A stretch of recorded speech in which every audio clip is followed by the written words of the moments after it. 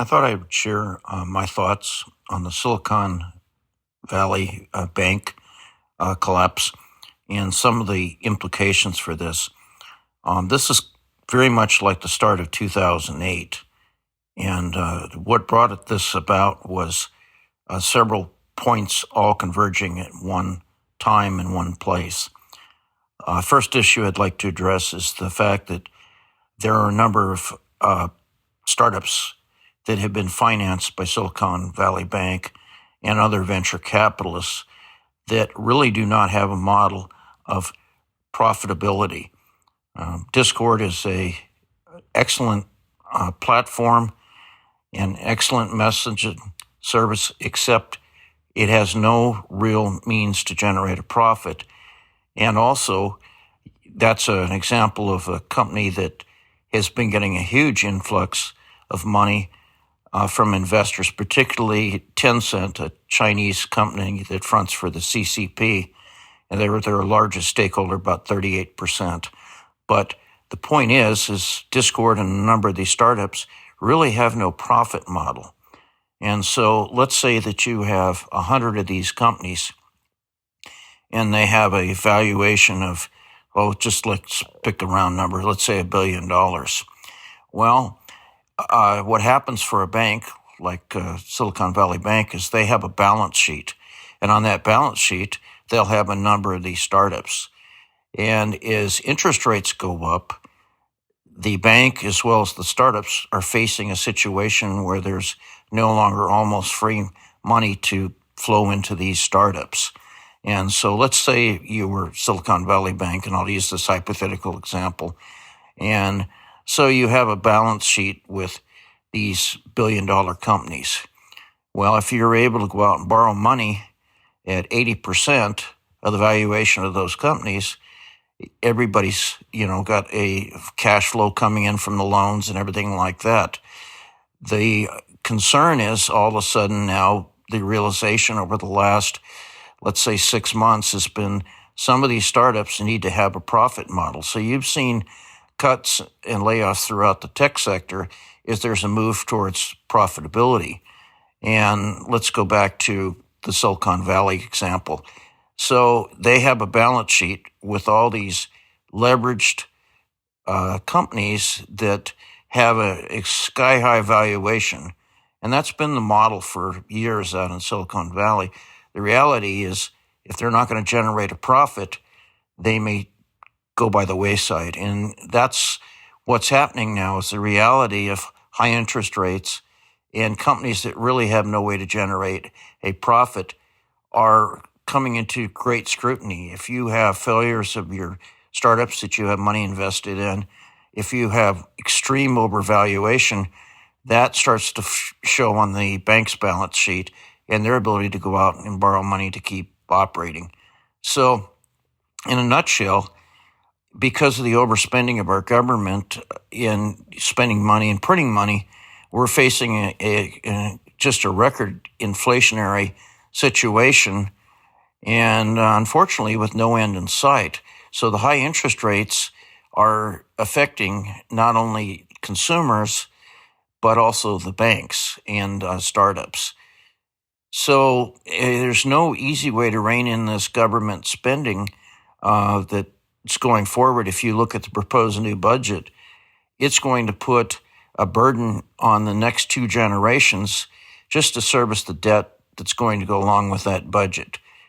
And this is where the model is going to be for Silicon Valley Bank, for them to come on probably Monday to Washington with their hands out for a bailout, with the idea that this is a contagion.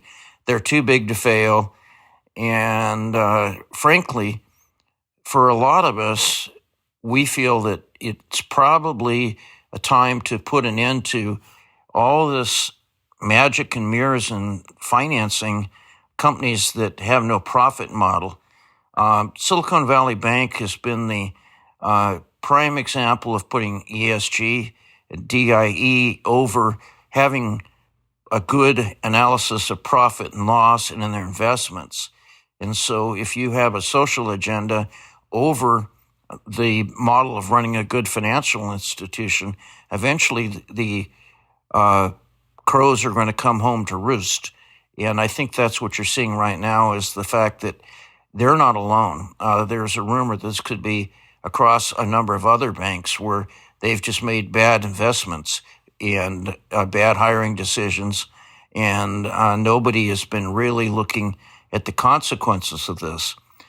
In my own business, if we were to make investments, we'd have to analyze how much is this going to cost? When is the investment going to be profitable? Are we going to get enough return to justify the risk?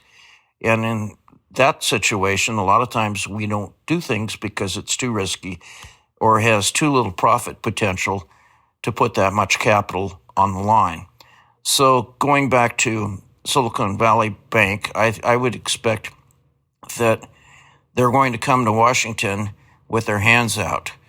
And I think that at this point, for those in the rest of the country who've looked at the excesses in the San Francisco and the Silicon Valley area, that's saying, well, it's about time that they come to an adjustment, even though it's painful. And there's going to be those with this contagion argument that this is a contagion that's going to spread. Well, it might, and there's no, there's no denying the risk of what's going to happen. But the other thing is, they're going to come and say, well, these startups are our future, and we need them to fight against China, and we need this to maintain our military for years to come. I'm not so sure that we shouldn't take a more focused look on all the investments we've been making as a nation in seeing if it's really the best technology. There's just a lack of planning and a lack of surveillance that's gone on and how our money's spent. Let's go back to my example of Discord. How many of those startups have Chinese money tied to them? I don't think anybody's done any real scrutiny as far as the fact that if this truly is our military future, what kind of innate security has been in those companies? And I'm afraid that you're going to see the neocons that have traditionally been on the payroll of the taxpayers come and say, oh, we got to bail these guys out for national security.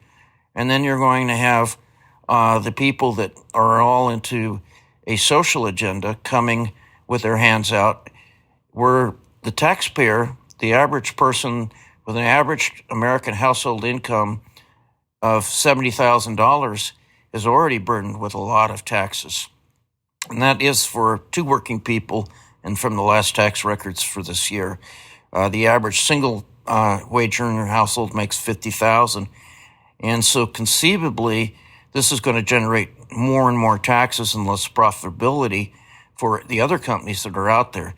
The answer is sometime we need to come to the fact that we can't spend money that we don't have. And we're going into a time with a budget that has more pork than the fattest pig in Pittsfield, Illinois, and that's the pig capital of America. So let's just deal with the fact that there's going to be pain and it's going to affect jobs, but it isn't Silicon Valley Bank's failure. It's a failure of the way we've spent money, the fact that we haven't made big corporations accountable for their investments and actions. And we, the taxpayers, ultimately are the backstopper that has to subsidize these decisions in Congress. We do have good congressmen that right now are scrutinizing what's coming and see that here comes the handout train, bailout train, and realize that times have to be changed in the way that this country is spending money. So, as my dad said, is if you don't have the money, son, you can't spend it. And the Bible teaches that debt is bondage. So we're facing a budget that is just exorbitant. We can't afford it, nor the generations after us can afford it. And where's the point where there has to be belt tightening and a little bit of pain? Also, another thing that we're facing is that just in the moves of the last couple of weeks, the U.S. has been the currency of the world. Well, you have Saudi Arabia and other countries now that are looking to go away from the U.S. dollar, and part of it is because of the cause of the weakness that we have. The U.S. has always been the petrodollar, and if the U.S. dollar starts to come under attack and loses its dominance, it's very possible that the U.S. could become another banana republic.